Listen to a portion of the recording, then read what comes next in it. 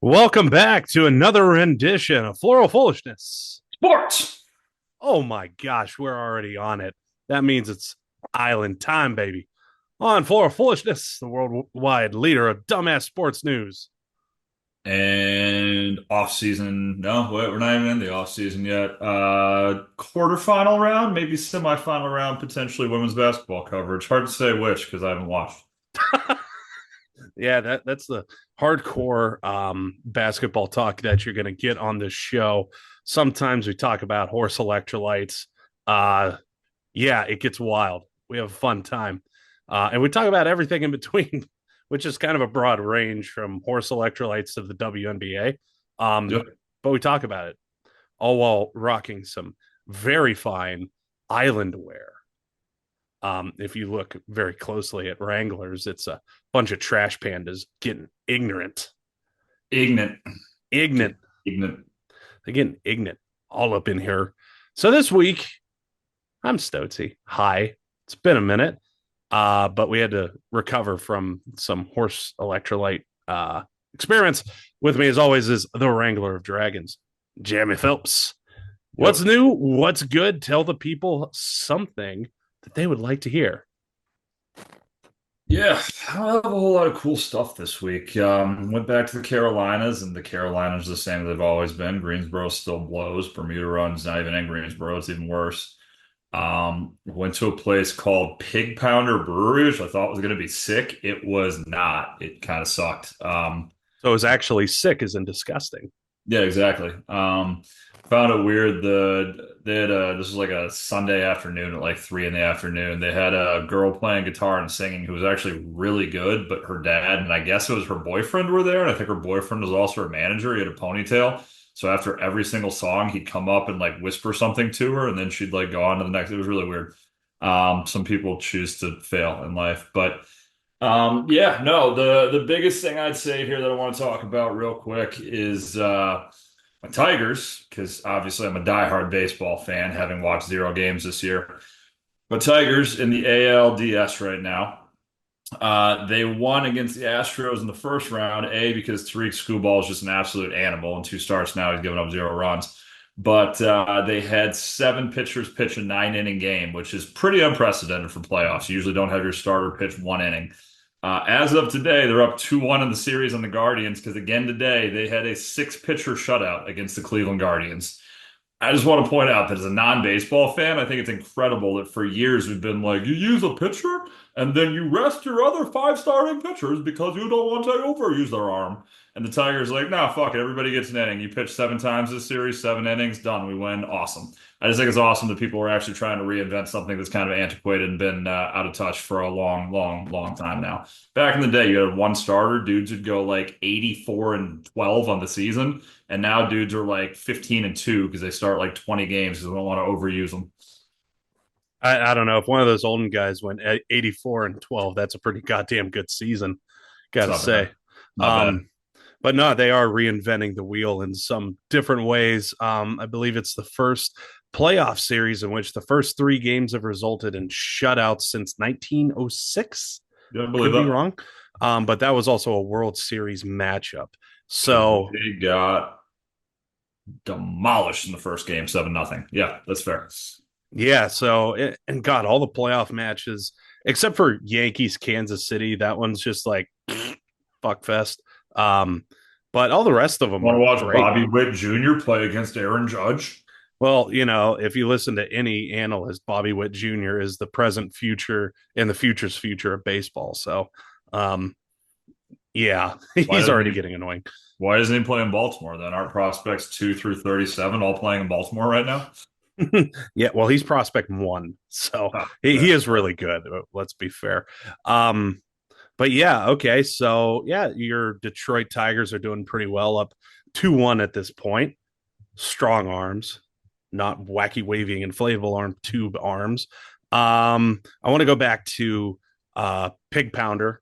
What do you think the boyfriend manager or manager boyfriend was whispering into her here in between songs? Well, she was pretty good. And I think, if I had to take a guess, Greensboro is basically small town North Carolina. I know it's one of the bigger cities in North Carolina, but it might as well be backwoods anywhere. I think he was worried that she was going to get discovered and leave. So I think he probably went into her ear and was like, something along the lines of like, do you remember that time in high school where we made out under the bleachers? Well, if you don't want them to collapse on top of you, stop getting discovered and stay here with me forever. Or he was just like, hey, if you keep singing so good, I'll let you pet my ponytail later. Pet, stroke it, puts it in the basket. Yeah, all right. I think all of the above would work there. Fantastic. Fantastic. Okay, so here's what I got for you guys this week. Shockingly, we'll talk about Cybertruck later, but for now, it's not about that. Um, so I was at a beer festival this past weekend. Shocker, I know. Um, Pretty awesome event called Powder Keg, happens every year in beautiful Exeter, New Hampshire. Great time to be had. They had fantastic chili, fantastic beer vendors. Um, awesome times, except for waiting to get in, right? So they kind of like Yeah. they they were like, get here a little bit early and we'll scan your tickets, and then basically they let you in right at noon, right? And so we're kind of waiting there, and this group of to me Utes, but I guess they were 21 in someone's book, um, formed this giant like circle.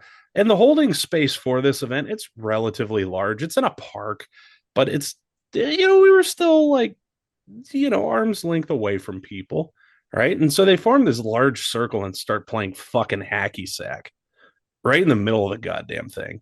All right. And so they're really bad at hacky sack too. So they're obviously hipsters, right? Yep.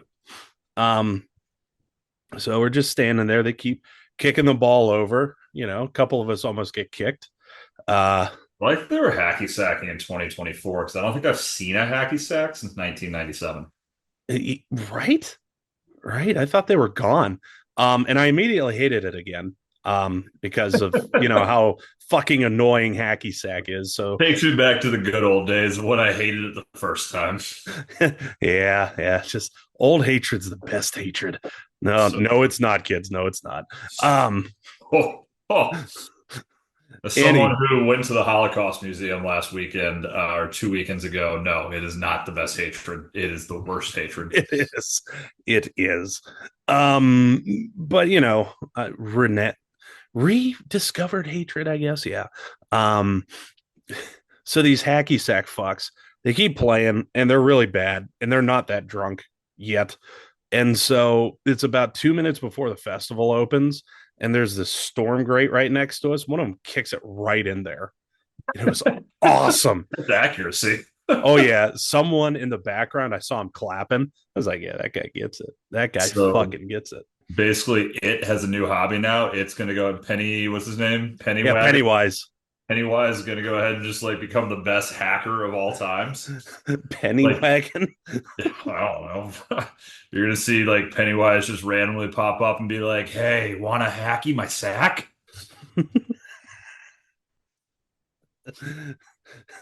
If you beat me, can you even compete in hacky sack? If you beat me, I won't kidnap and murder you. It seems I have your sack in my hand. Yeah. That makes that even creepier. Just looking up at a storm drain. Just yeah, okay. So I there we think I'd go. actually just rather have the normal Pennywise murder me than one that makes me have to play hacky sack with him. This is the worst. Just let me out of your sacky sacking sewer. We all float down here. But why do we have to play hacky sack? Because it floats too. Oh Why God. am I so bad at this? Float the ball down here. Float the ball down here. Oh boy. Anyway, so yeah, they went over like they were going to lift up the storm drain to get it, but the storm drain itself was very deep. So they were just like, oh, I'm not going down there for fucking hacky sack. So they lost the only hacky sack that a human being has seen in the past like 20 years. So I think that's worth celebrating, or at I least dig it. remembering. Yeah. I dig it. Yeah. Well, that's probably, I mean, I'm not a scientist, but science would say we can't disprove the fact that the reason none of them exist anymore is because all of them are in a sewer right now. This has happened 1,000 other times, and just nobody's been able to get them out or produce more sense. Mm. Yeah. Or when you see them back on the shelf, they're going to smell oddly like sewer. I mean, if They they're did used, before, though, right? because, So, well, I was gonna say it's because hippies have been sacking them, and hippies smell like sewer anyway. So, yeah. Ignore my long hair. Ah, it doesn't smell like sewer, I think. I don't know. yeah. Yeah. Wash it every once in a while.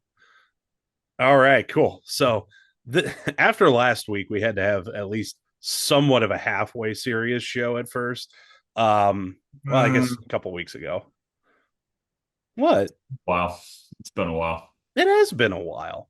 But we're glad to be back. So coming in a little bit more serious than we did last time. But that's for everybody's sanity, I think. Um, Although I will say that I did find a fine text message for a receipt for 5 pounds of horse electrolytes from someone out there uh, at some point, and I thought, God bless you. God bless us, everyone. But speaking of people that Wrangler will not say, God bless them, let's turn our attention to the desert, in particular, UNLV, UNLV's quarterback, Matt Sluka. What a Luca. name. What a name. Started a new trend in college football Oh with a yeah. decision he made at the end of September. Electing to redshirt as a starter in his program. Per Sluka, the decision was due to, quote, representations not being upheld, unquote, related to NIL.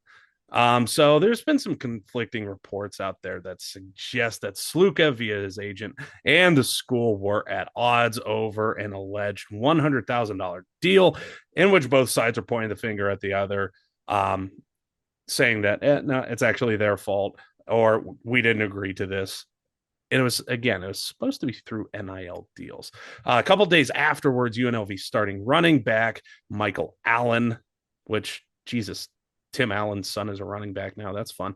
Announced he would redshirt with the intention of entering the transfer portal after the season without burning another year of eligibility. Days later, Washington senior linebacker, um, is it Brian or is it supposed to be Byron? It's Brian. Brian. Spelled. Brian Parham, yes, Brian Parham. A San Jose State transfer also announced he would be redshirting with the intention to re-enter the portal due to quote unfulfilled promises. So Wrangler, what's going on in this situation, Yeah. and how should So, the NCAA react? so I find it interesting with the Sluka situation that, and there's multi tiers why I find it interesting. Sluka basically said, "Hey, UNLV promised me X. They didn't deliver. They owe me 100 grand, and so that's why I'm leaving. Is because they didn't give me what they promised." It comes out a few days later that Sluka's family decided to hire an agent, and the agent said, "No, no, no. His market value is worth more than what you promised him, so he's going to essentially hold out like you do in an NFL training camp if you don't give him a new contract." Essentially, is what it boils down to. Um, I find it interesting from the NCAA perspective that with NIL, we're now allowing students to have agents because there was a point in time where if you hired an agent, you automatically were declared for the draft because you lost your eligibility as an amateur. Now we're saying as a freshman, you can hire an agent because of NIL deals and just keep him, whatever. And he can inform you that you need to walk away from your program, who's 4-0, top 25 in the country for the first time in program history because you feel you're now worth more money because of the success you and your teammates are having. Um, I think from the NCAA's perspective, they have taken a stance, as we've talked about before. This isn't a new debate, but they've taken the stance that the less we do, the less we're going to get in trouble. But the issue with that is, in theory, the NCAA, your only job is rules regulation. So if you're not going to regulate or establish any rules, what's your purpose at this point?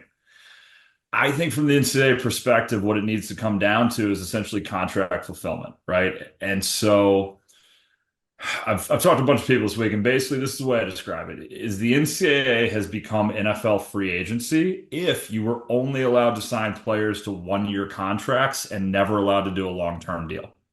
So imagine you draft Patrick Mahomes and he lights it up, gets rookie of the year, and then going into year two, he's like, you know what? I don't like Kansas City. I'm going to go play for the Patriots now just because I want to. I've decided that, I don't want to stay here. I've proven my worth. Patriots need a quarterback. They have better pieces around them. I'm just going to go ahead and leave KC. I fulfilled my 1 year contract. I'm out. Peace. That's essentially what we've gotten to at the college level now is long-term contracts just don't exist anymore. And technically they did to begin with, or technically they never did, but there's at least, placeholders in place to kind of force their hand a little bit. Um, so basically, I think there's a lot going on. I think another question is how do you stop players from sitting out of bowl games, which is its own issue altogether and not something to get into today. But for me, how do you stop this? Is you force them to fulfill their contract. If we're going to get out of control, which we already have, and say, hey, you can transfer as many times as you want, okay. You can transfer as many times as you want if you fulfill your contract. So technically, eligibility wise, you can't leave a school ineligible and transfer in and be eligible. So if I'm at UNLV and I want to leave to go to Arkansas, I can't have like a 1-2 at Arkansas being eligible there and then say, oh, but I transferred away, so now I'm eligible. I would argue then that we need to apply the same logic to athletics. What does the NCAA do? If you don't fulfill your 1 year contract or even your 1 semester contract, 'cause it's a fall sport, you can't transfer to another place and be eligible without doing a year in residence, sitting out for a year. If you finish the season in this program and then you decide that you want to transfer the break, great. Go wherever you want to go. The NCAA said you can transfer as many freaking times as you want to. You can transfer 7 times before the start of the next season. But day one of practice, once it starts, even if you redshirt, if you do not stay enrolled in that institution on campus, you are ineligible to play for any other school for 1 full calendar year.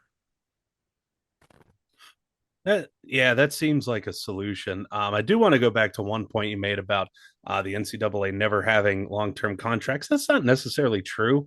When scholarships were massively introduced in the 50s, initially they were 4-year scholarships Fair, guaranteed for fair, across fair. all Yep. sports. I'm talking modern era, but you're correct. Yeah, but yeah, more modern. We're more used to the one and done contracts and such, which can be problematic on both sides. Um, but okay, so what's going on with this situation? The chickens are coming home to roost, is what's happening in this Mhm. situation. Um, here I think we agree on the NCAA is they have been since 1906 woefully behind the curve. All right. Yep. When the NCAA was founded, the only reason it was founded was because of deaths in football. There was no other reason for the NCAA to exist other than that at that time. Everything else has been piecemealed ever since. So the fact that it's gone, what, 118 years roughly, or 119, I guess, because 1905. But the chickens are coming home to roost. Like, we've caught on to how much bullshit this is. Okay. Another point that you made is what is the point of the NCAA? To that, follow the money, right? The NCAA and But they're a every not-for-profit organization. exactly. And that ultimately disseminates down to every single member school because there is an educational purpose for it. What does that ultimately mean and why should we follow the money? It's because all of them have massive tax exemptions. Yep. Massive. All right. Sure. There's been a handful of times since the 50s that folks have wanted to leave the NCAA. I'm thinking like late 1940s, when you think of mostly your Southern schools were the only ones giving athletic contracts or athletic scholarships at the time. Everywhere else it was banned. They decided to go after a couple of different schools. I believe Virginia Tech was one of them. It was either them or Georgia Tech. I can't remember which one right Inner now. Sandman, baby. Let's go. Yeah. And so their solution was, because they were like, oh, well, we're going to sanction you for giving scholarships because that wasn't the norm across at the time. Every Southern school was like, oh, okay, we'll go form our own league. And then the NCAA was like, oh, Whoa. everybody hold on there. So, Which we're getting um, dangerously close to again. You can't tell me with the ACC having like 27 teams now that the ACC is that far off. Is going ahead and saying we're going to go ahead and take our talents elsewhere. the problem is, how is that going to be perceived once they do leave? Because it's like, okay, do you really have an educational mission at this point? Let's reevaluate your tax structure, which I think is the only reason why the Power Five, well, the Power Four, Or and how many teams does the Pac 12 have now? Like eight. So it's I think they're back to like seven, eight, nine, somewhere in okay. there. Yeah. Yeah. So the Pac question. So we'll go Power Four and a half. Um, if they were to go off and say, let's form a super league, no way it's going to happen. Right. And they're going to get as much money off the top that they do currently. All right. Mhm. So, how does all that apply to this situation right here? The NCAA, in their infinite oh shittery, has decided once again to sit back, as you said, and just let this ride. Let's just see what happens. As they've been doing for a long time, but essentially the better part of the last, we'll say 3 to 5 years, especially, has taken it to another level of I'm not going to do anything. Yeah, yeah. And really, the people that they do try and go after are in sports that don't generate revenue. So they just kind of punish the people who are maybe kind of breaking the rules a little bit. Not as much as football, that's for damn sure. How should the NCAA react? If you look historically, they're reacting exactly how they have for the past existence. But how should they react? They should have been a hell of a lot more proactive with this instead of just going and crying to certain Congress folks and saying, "Oh, come solve our problems." You're the biggest at one time amateur organization in the world, but Although now, arguably, they're not even amateurs because you're allowed yeah, to hire an agent. exactly. And you're getting You're paid. getting paid to play Yeah, football. Now you're a professional athlete. It's just who's paying you has changed. yeah. And because of that whole super conference thing, I, yeah, that argument's out the window at this point. How should the NCAA have reacted 20 years ago? They should have sat down and said, eventually this is going to happen, and done some actual strategic planning for it. Amazing. And Instead of just saying somebody else will deal with it later, not my problem. oh yeah, yeah, yeah. And I don't know, the guy that they hired that was the governor from Massachusetts. God, what a patsy, right? Yeah. I mean, he's like, all right, I got the dream job right now. I'm going to come in, and then bam, all of this bullshit happens. Yeah. It's incredible. Yeah. So I've got two other ideas, but I'd save them because the NFL would basically be the ones that would need to step in here and solve this issue for the NCAA, which I don't think will ever happen. But the NFL, in theory, could solve this issue two ways if they chose to, right? So essentially, what this issue boils down to when we talk about NIL, transfer portal, everything along those lines, is you don't see this issue in basketball as much because basketball has the 1 year rule, right? Versus the NCAA has three. In basketball, you only can go one and done. You can go to the NBA after one season in college. And so all this transfer portal NIL is kind of, it's not irrelevant, but it's less valuable and less important because it's not a 3, 4 year thing. So there's really two ways the NFL could step in. One is we go to the one and done model. And for years, the NFL has been saying the reason you have to have 3 years post college is because physically it's a different game. And physically, you're not in a position to be able to withstand the NFL game as a 19-year-old. For 75% of athletes out there, I would agree with that. Although my argument would be athletes have been getting bigger, stronger, faster every day. Look at the Williams kid at Arizona, at Alabama right now, who's 17 years old and arguably the best receiver in the country. Mm-hmm.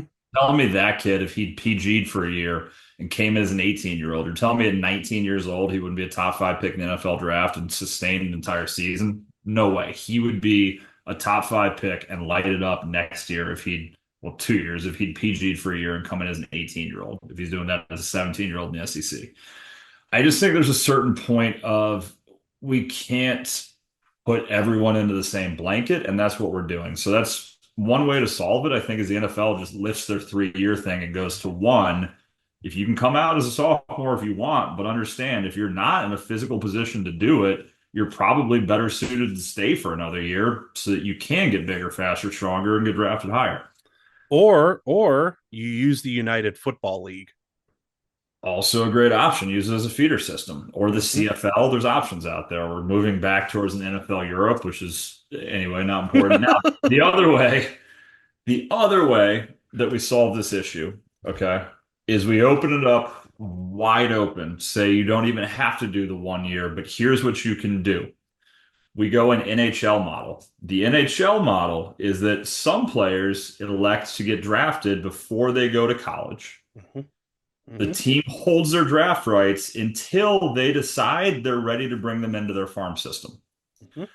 Other young men decide what I'd rather do is not enter into the draft right now. I'd rather go develop at college for a year or two because I feel like it would help my draft stock. Then I enter. I can stay at college or go into the farm system then because I'm ready to be drafted as a higher level prospect because I need more development. What we do to solve this issue if you're the NFL is we open it up that baseball does the same thing too, right? Because they have a farm system as well. Baseball, hockey style, you're eligible to be drafted as soon as you feel you're ready to be drafted. But that team doesn't have to call you up out of the college level until they're ready to do so. So, you look at some of the freshmen right now, Dylan Raiola, right? Dylan Raiola in Nebraska. If the Bears are like, Caleb Williams is okay, but we kind of feel like we need another quarterback. Let's take Dylan Raiola in the second round. All right, well, we have the rights to Raiola. We'll go ahead and let Caleb Williams play out his rookie, probably sophomore season, see how he does. If by his third year in the league, we decide when Raiola is a junior, we want to go with Raiola over Williams because Williams just isn't getting it done, we'll ask Raiola to come up from the college level. He'll come to us. He'll play pro. If Williams is crushing it, then either we'll trade his draft rights to somebody else or just let him develop in season for 2 more years before we eventually call him up 4 years later. I think if we're talking about NIL, a big component to this, and yes, there's a little bit more money to be made potentially at one school versus another. But if you're getting a signing bonus when you sign with an NFL franchise, I think that offsets a lot of what's going on. And I would actually argue it takes some power away from the bigger schools because if I'm a first round draft pick and I'm going to Alabama and I have to ride the bench for a year, I'd rather get called up to the NFL than play at the college level and get NIL money. So I might actually transfer to a smaller school to play faster, which balances out the competitive balance. Because now, if I'm Dylan Raiola who goes to Nebraska versus going to Alabama, where I'm going to sit behind Milroe for a year, Arch Manning sit behind Ewers for two, if I can play sooner, I might get called up to the NFL faster, which then actually helps me long term. I think it'll never happen for a multitude of reasons, but the way we solve every issue in the NCAA right now is the NFL says we're going to the NHL MLB model. Problem solved. Yeah, and a lot of the NFL's argument there it deals with development of players. I mean, that's just what it is. This You look model at solves the development issue. College is then developing your prospect. oh yeah, well, right now college is doing that anyways, and they're doing it for free, Yep. effectively. But if you look at the other three major sports in North America, you've got every one of them with some sort of feeder system, Yep. right? And players are getting out sooner. So yeah, no, I agree with you that this would be a very logical way to go. But that's the problem. It's logical, so we're not going to fucking do it. Who uses Uh, logic and reason? Come on. yeah, why would you do that? Um, B, I just, I want to go back to the UFL thing. Like, why hasn't the NFL like looked at them and invested more. You look at, I mean, the kickoffs this year, right? That Yeah. came from, which was it, USFL or XFL, the It modified kicker? was XFL. Yeah. I mean, it's working right now. You guys are stealing stuff that they've been doing Well, well. they did it the first time through too. The sky Mm-hmm. cam, an XFL thing. Mm-hmm. Microphones and helmets was an Mm-hmm. XFL thing. Putting cameramen on the sideline was an XFL thing. Mm-hmm. The first time through the Vince McMahon The XFL. mic'd up, yeah. Yeah, yeah. That too. Yeah. It just makes too much sense. Um, but for now, we live in a world that just doesn't make sense. A world where the NCAA just reacts to whatever the fuck they want with some slapstick dumbass retort. Look at Antonio Pierce, who just got an 8-year show cause as the Raiders head coach because he apparently took a recruit's parents to a strip club when he was at Arizona State. Like, we get an 8-year show cause for that? What are we doing? So, for those who don't know, a show cause basically means if a college hires him, he basically has to sit out 1 year on the college's payroll and not coach if he gets hired in the next 8 years by a college institution. Jim Harbaugh has a show cause right now for the next 3 to 5, like three. Point being, what are we doing? Freaking Harbaugh and Pierce, after they leave the college level, we're like, hey, here's a multi-year show cause. What's the NCAA doing with anything right now? Yeah, and then you're going to take away Scullies from those places too. You're not hurting the people that actually caused the problem. And on the flip side, for Arizona State, some kid might actually get NIL money from that strip club one day. One can only hope. Yeah. I hope I hope it's like Arizona State football sponsored by the Jiggling Jackalope. The jiggling jackalope. Oh yeah, that sounds like a fine North Dakota strip club. Uh Love it. speaking of North Dakota strip clubs, what you might find when you enter one of them is a poetry slam of Hip hop sorts. music. Yeah. So, anyways, this week, as always, we're gonna have our Nardo Wick poetry slam. This week brought to you by Mark Emmert. There we go, unofficially. So, hey, all right. So, what do you got for the people? They're a Wrangler. Before I get into mine, a month or two ago, you used a song called TGIF by Glorilla. That was I, your I submission. I'm glad somebody used that because I don't remember Ah, any of them I've used. I heard it today, and good Lord, is it bad? It's just absolutely freaking terrible. Mine, however, also ties into a former one of yours. It's by Jack Harlow, who we established as white.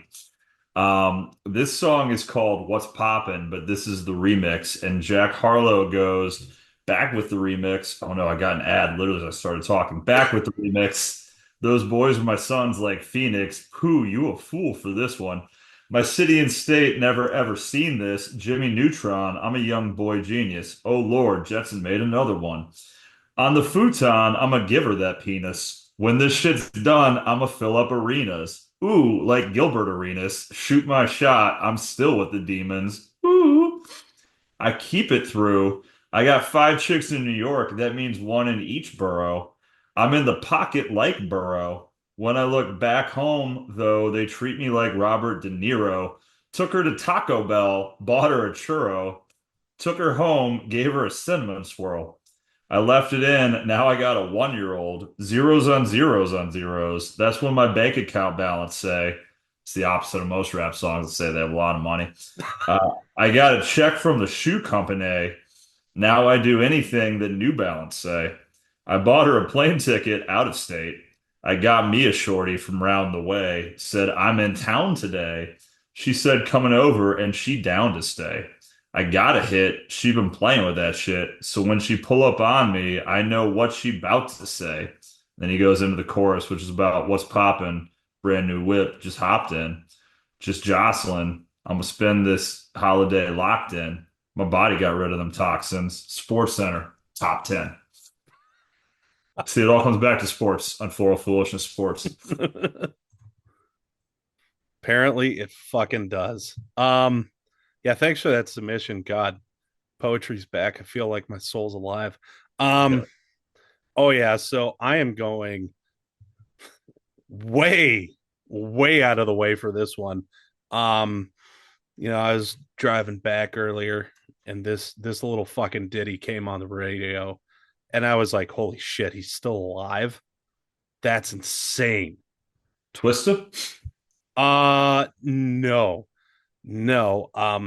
This one, and like I said, it's not like the usual submissions. Um, this one's called Black Butterfly by Scott fucking Stapp. Let's I go. heard it today. Let's go. Push and Dude, he's push. still alive and still nobody wants him in their band because he's a dick. All right. The fact that Skillet hasn't made him like an honorary lead singer by now blows me away because they're both supposedly Christian rock bands. Well, they're both terrible, especially Exactly. And that just furthers my point. especially Skillet. Um, don't worry, I'm not going to terribly poetry slam a fucking Skillet song. Can I That also can I also say that today, honest to God, today, like 3 hours ago, freaking Hinder has a brand new song out too. yeah, yeah. Like what? What year is this? How are you people still alive? God. People have nothing else going on in their life, you know? Mm-hmm. Mm-hmm. Oh yeah. So here we go. Here. Oh yeah. Here we go now. Pull. So Yeah. Push and pull. Black and white. Count it. 1, 2, 3. We count it. die. Lift you Yeah, higher. 9, 8, 7, 6, 5, 4, 3, 2, 1. He can count forwards and backwards. Go ahead. Lift you higher, cocoon down, build a wall just to break it down. I'm breaking Whoa, out. is Scott Stapp a Trump supporter? Well, no, because he's breaking down the wall, and they don't want that. So he's a Um, Kamala supporter? I might be. I don't know. Born to fight, born to run with lions. Fly, black butterfly. Butterflies don't run. Like what? Okay, it's Arguably, caterpillars could, but they're past that point in their life. yeah. They fucking upgraded, man. Come on, it's your time. Time will not resist this. Fly, fly, black butterfly until a fucking lion eats you. That's my remix. Why does the Twit. butterfly have to be black? Usually they're like some kind of like brown and orange. Yeah, right. Twist and turn. The light is so blinding. Time to spread your wings and flare into the heavens.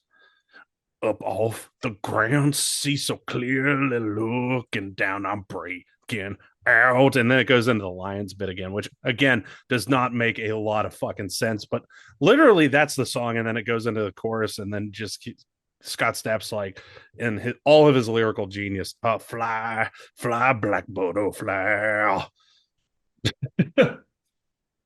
So there it is. Your all honky rendition of the Nardowick Poetry Slam, Pretty accurate. brought to you unofficially by Mark Emmert. Um, anyways, so there was that. That was fun. That was different. Um, speaking of Mark Emmert, if you ain't first, you're last, or Michael Jordan, one of the two. So recently, NASCAR has been making some waves for all of the wrong reasons. A couple of different teams, including 2311 Racing, which is co-owned by a one Royal Airness, Michael Jordan, as well as Front Row Motorsports, have both Good. sued NASCAR for their charter system. So, for those of you who don't follow NASCAR, congratulations. Wrangler just For branded. context, the script literally said Michael Jordan sued NASCAR. Stotes can explain. Yeah, so that's where we're at. Um, so so with the charter case, so basically a couple years back, NASCAR decided that they were going to implement a charter system. Basically, it was a way for NASCAR itself to generate some revenue, keep owners invested in the sport, and from the changes that could come from owning a charter, you had voting rights, that type of thing, and you would automatically qualify for races. There's still those race in positions and what have you. Now, with the charter system itself, what NASCAR has done is similar to the NCAA, the same thing that they've always done, and it's maintain control. So they effectively went to all of the teams on a Wednesday, said, okay, here is all of us re-upping our previously agreed charter agreement, and it's due by Friday. And if you don't get it to us by Friday, you lose your charter, and then you basically have to race your way into races. And there's a whole bunch of other logistical problems with it. Um, so Michael Jordan says that doesn't seem right. This kind of seems like an antitrust type of case, but in the eyes of the public, he was like, let's dumb it down a little bit, and called NASCAR bullies, as well as the France family, who, their ancestors founded the sport. So, what do you think is going on in NASCAR? Is this an antitrust thing? Is this is the way we've always done business thing? What do you think? And if you were going to bully Michael Jordan, how would you do it? Let's actually just take the first question first, and then we'll get to the Smart plan. bullying. Smart Bullying plan. is royal airness. Yeah. For me, I feel like NASCAR, there's a lot of old boys clubs. I think the PGA Tour is an old boys club. I think the NFL to some extent is a big time old boys club, although not as prominently. I think NASCAR is a big old boys club. And I think with any old boys club, it's, hey, we've always done it this way. Just sit in place and do it. And nobody's going to ask questions because all of us make money and we're all rich and white. And so do it. To me, Michael Jordan being Michael Jordan is basically saying, hey, I'm willing to question the status quo. And because I'm willing to question the status quo, shit's going down. Now, I don't think that by questioning as a billionaire the status quo of other billionaires, calling them bullies is the right way to do it. I might go a different route about making my point. But I think although his chirps are bad, essentially what this is we've always done it this way. And so just keep doing it this way. Return it in 2 days because nobody cares. It's how it's always been. We're not going to change it. And MJ is just like, no, no, no, no, no. Times are different. We need to change this. So for me, I actually think MJ is in the right. I just think there's far better ways to do it than calling them bullies. Like it's not fifth grade, MJ. Figure it the fuck out. Your ex favorite teammate's ex-wife is married to your kid and banging him now. Figure your life out, Michael. Yeah, what a twisted web of love we weave sometimes. Um, yeah. So, okay, what's going on with this issue? And my thoughts, this is the perfect thing to finally happen in NASCAR. I believe that once this lawsuit gets finalized and sorted, if the suit itself gets decided in court, I believe immediately afterwards you're going to see NASCAR drivers actually push for a union. They're the only major North American professional sport in which the players don't have a union currently. They're Does PGA Tour have a union? sort of ish.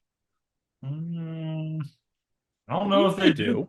Do they? I don't know if they do. I thought they did, like with the registration and all that. I thought it was part of it. I think the registration goes straight to the PGA and they do their own thing. I don't Hmm. know. That's what the Google webs are for, I guess, but I don't know if they do. Yeah, consult the Oracle on that. Um, anyways, I believe it opens up the door for unionization of the players, which is ultimately going to be better for the players, or the drivers, I should say. I have an answer. PGA Tour players are independent contractors and cannot unionize. Hmm. Um, Basically, the Tournament Players Association was an attempt to form a labor collective, but basically the PGA said no and nixed it. Hmm. 25 years ago, they tried to unionize, and PGA basically won a suit and said you're not allowed to. So now, today, they are private contractors. Okay, so I sit corrected. So cheers to you. Pleasant living. Ah, okay, so one of the few good old boy sports in which the players don't have a union to negotiate. Um, One of the interesting quotes that came out, I believe it was this week, it might have been late last week, was from Chase Elliott, in which he said that it's interesting because NASCAR athletes are the only athletes in which their salaries have continued to go down over time. So this and NASCAR has always had private contracts too with their drivers. So teams and drivers, you never really know how much folks are making. Um, so there's that too. There's this aura around NASCAR that there's no money in it and that owners are just drowning in debt. I believe all of this, if it does go to court, is going to come out of how much owners are actually losing, but more so how much everyone in the sport is gaining outside of the drivers. So thoughts on this issue. If it goes to court, I think it's going to lead to a players' union. I don't think it's going to go to court because Michael Jordan is calling their bluff big time, big time. And NASCAR does not want to air that dirty laundry. So we go on to the second question. If you're going to bully MJ, how would you do it? Got a few ideas. The first one, have you ever seen South Park when Eric Cartman's naked and he's got like a tiny dick and tiny balls on his giant body? Yeah. So Jumpman is arguably MJ's biggest moneymaker. I'm gonna go to every Jumpman logo I can find and just draw an Eric Cartman size tiny dick and balls on Michael Jordan. On his jerseys, on his logos, on the side of buildings, wherever I see a Jumpman logo, tiny dick and balls are getting drawn. I also think a good way to bully anybody in the world, you know what you hate more than anything else, whether you think so or not? Wet socks. So, Michael Jordan, if he's hanging out at like a NASCAR pit stop or like, hanging out with his pit crew, whatever, and like I have the stall next to him, magically one of my hydration hoses is gonna break within one of my cars or whatever, just right at his feet and just soak his shoes. Guess what? Your socks are wet now, motherfucker. Bully. And then the final one, and probably the best one, is when he's sleeping, I'm just gonna draw three dots on his head because his big ass bald head's gonna look like a bowling ball. Bullied. See you, MJ. You're out. You lose in court because you're too ashamed to go. Ooh. Oh yeah. Yeah, that's how you bully his royal airness. Um I was just going to say call Isaiah Thomas, but I think yours were better. Bit of a rivalry there. How else could you bully Michael Jordan? I don't know. Maybe you like identify how Nike is still exploiting workers worldwide and be like, bully. I don't know. Maybe something like that. Maybe Good something. option.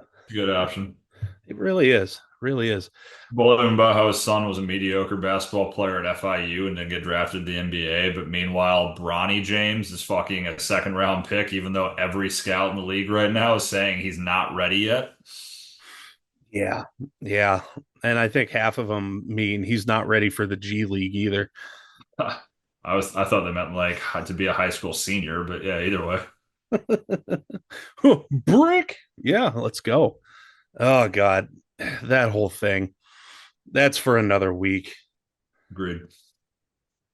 But I'll tell you what's for this week still, my listening friends. It's time for the Giuseppe Stromboli Redo of the Week. Yeah, that's goddamn right. This week we're unofficially sponsored by Cybertruck Camo Wraps because why the fuck wouldn't we be? In honor of the famous remake of the popular series of books out of the UK, we honor the pool playing bang noodle wielding and absolutely from New Jersey Wizard with our Giuseppe Stromboli redo of the week. Again, unofficially sponsored by Cybertruck Camo Wraps. Want to hide your brick so the car wash can't find it? Can't see me. Can't see me. Planning on taking it into a jungle, an urban jungle, maybe. Because yeah, let's be honest, Cybertruck owners are scared of the real jungle. Get a Cybertruck camo wrap. Um, so thank you, Cybertruck camo wrap, Another for one where I did it a week ago and I forgot. Go on. there you go. There you go. So this week, our wizarding powers take us to Guangdong, China. I hope I'm saying that right. But if not, it's still fun to I say. put the city in there for a reason. I just wanted to hear you. Go ahead. Guangdong. Where, I love this story too, where a local Yep. zoo has gone viral for their star attraction. Painted dogs that look like pandas. The zoo painted two chow chow dogs to look like panda bears. And per a zoo person, quote, we are strange animals and cute pet paradise, unquote. What? Awesome. Great So translation there. yeah, so this was never meant to deceive anyone. They were just like, yeah, come see our panda exhibit. And, it's like two Dalmatian looking fuckers just sitting there. It's like, what the fuck? Okay. So in this situation, you're still that dick Anatoly Smorin. That fucking asshole. Oh, I hate that guy. Although I He's weirdly respect him. he sucks so hard. Um, and you still have every intention to fool the populace that's out there. What animals are you using to pull a fast one over on everyone? And we're going to open this up a little bit more. So I think we each came up with a list because that I'm seems at to be our 12. thing. You're I'm at at 12 and I wrote most of them drunk. So I'm just going to read it the way I wrote it and interpret it however you want. okay. Well, why don't you go ahead and start us off? So my first one, I have a rhino. And to pass it off as a rhino, I wrote screwdriver velcroed on nose of hippo.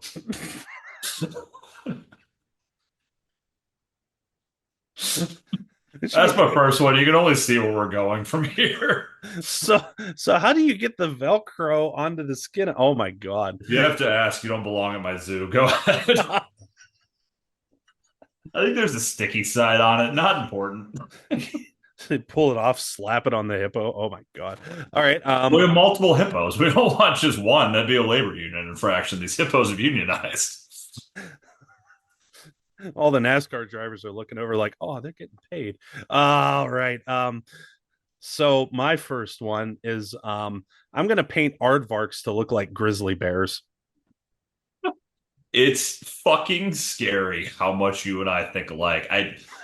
For the Yes. listeners who have never been around Stoczy and I together, we've known each other for the better part of 18 years now. There's a reason that for all of our failed fucking podcasts, that this is the one that so far has stuck. Because honest to God, my next one, I'm just gonna read it as I wrote it. An elephant, I just have fat aardvark. Yes. Yes.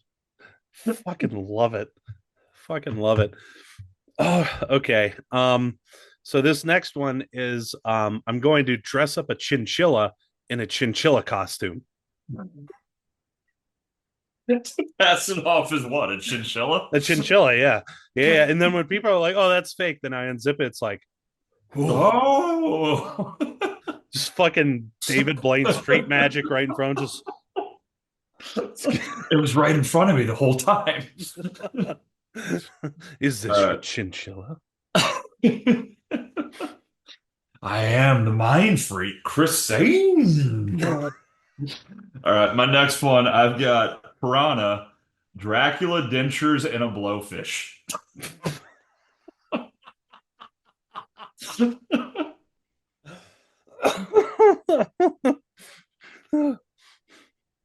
I've come to blow your blood. Nice. I love it. Okay. So this is about the point where I kind of started going off the rails a little bit. I'm gonna have a pigeon Maybe display. catch it up. Yeah, so I'm gonna have a pigeon display that says "not military spy drones." That's smart. That's smart. You gotta look right in plain sight. All right. My next one. I've already been off the rails. We're gonna take it farther here. Again, how I wrote it. Sloth. Porcupine with Wolverine Halloween fingers. You got to put the Wolverine mask on it too.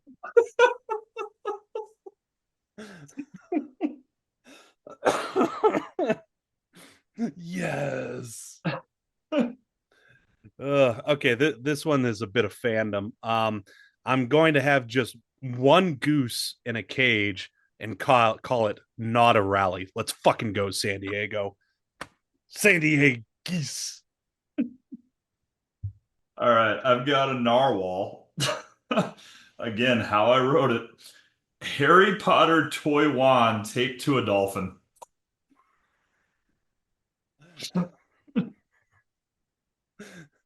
That'd be great if it's one of those glowing ones, so it turns like pink and purple. Yeah, that'd be great. Oh my, Did a dolphin have sex with an anglerfish and make a narwhal? oh god, I'd watch that. I'd watch that. Okay, so this one's a twofer. Thank you. This one's a really really fun twofer. So I'm going to have a 1981 Macintosh 128K computer in a cage and call it a Cybertruck, and then I'm going to have a Cybertruck in a cage and call it a 1981 Macintosh 128K computer. For my for my Cybertruck, I just had cardboard box and on the side and marker it's written Elon made this. Which means you have to have like fireworks in there, so it looks like it blows up at some point. All right. Again, how it's written, I have T-Rex, two grabbers in the hands on a hamster. I think it's supposed to be of a hamster. Well, it'd be even better if it's in like on the wings of a chicken, right? So it's just out there with the fucking grabbers, just, that'd be great. Yeah, yeah. Okay, so next one I have is you're gonna have OJ's autobiography where he basically admits to murder and call it binding precedent. I like that we've gone totally outside of the box in our zoo here. This might be our Shark Tank idea here. All right, I've got next I've got a hawk. And for the hawk, again, what I wrote while drunk just says gerbil with wax Icarus wings. Don't know how they're being attached. TBD, gerbil with wax Icarus wings. That fucker better not fly close to a sun or a heat lamp. Yeah, really. He's gonna have to fly up to get that water. Um, awesome. So next, I'm just gonna have a picture of a tarmac in Los Angeles and call it gainfully employed. Minimum wage, $23 an hour. All right. That's a Lane Kiffin joke. For an octopus, I wrote eight spoons tied to a bowling ball inside of a pool floaty. And I hope it's just on land for whatever reason. It's not even in a pool. Well, I'd like to take you through my logic. I was like, what would have eight? Okay, spoons, that makes sense. What would it go on? A bowling ball looks like an octopus head. That wouldn't float. What if I put it in a pool floaty? Eight spoons tied to a bowling ball inside of a pool floaty. This is behind the foolishness. Mm-hmm. Mm-hmm. Yeah, the this one-off fucking explaining podcast of how we got so dumb. I love it. Still Um, plural, behind the foolish. yeah. Okay, very good. So next I have a corporate public relation company's business card in a cage, and it's called Very Believable. All right. So I've got two left now. I don't know how many you have. I have four. Okay, so give us, I guess, next two. Okay. Well, This one, I need to back up for a second. Some of these, I was kind of drunk, and I was like, I want to figure out what this would be, but I don't know yet. I got to come back later. So this one, I was kind of drunk, and I was like, what could a horse be? And then I got fucking drunk, and now here's the answer that I gave. Again, as I wrote it, a horse.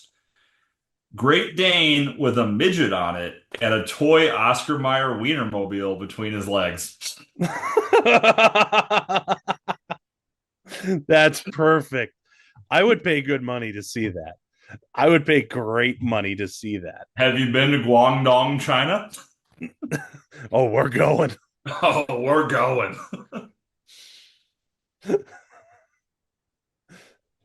All right. And Fantastic. then the next one for a goose, because you also gave a goose, my submission for a goose is as it's written, snake on penguin. I've got a raccoon, and what I wrote is mascara on a wolf. Mascara on a wolf. Let's Mhm. go. Okay, so I have House Doucette, and it says starting quarterback for the 2028 Olympic USA flag football team. Whoosh. All right. My last one, again, how I wrote it, I might have been a little bit drunk. Earlier in the night, I was like, man, I want to Stegosaurus, but how do I do it? Then I got some alcohol in me. And it says, three swords on a chameleon, a big chameleon, a really, really big chameleon.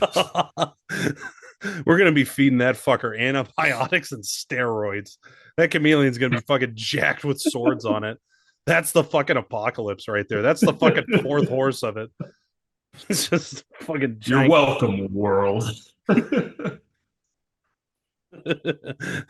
Oh god.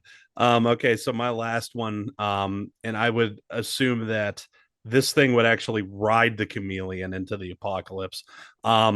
It's the I'm gonna have the Pop Tarts Bowl mascot and say it's not on cocaine.